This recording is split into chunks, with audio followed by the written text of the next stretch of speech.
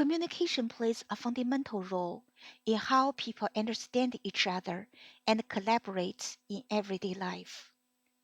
In a world that is becoming increasingly connected, the ability to express ideas clearly and accurately is more important than ever.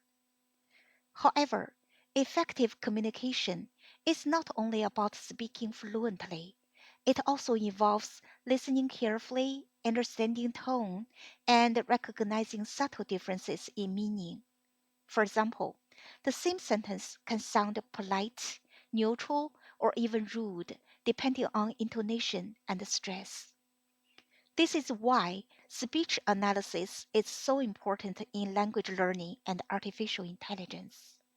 Machines need to learn not only what words mean, but also how they are spoken in real human interaction.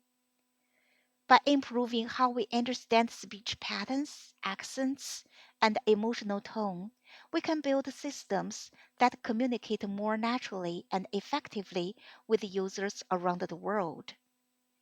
Ultimately, language is not just a tool for information exchange, but also a bridge that connects people across cultures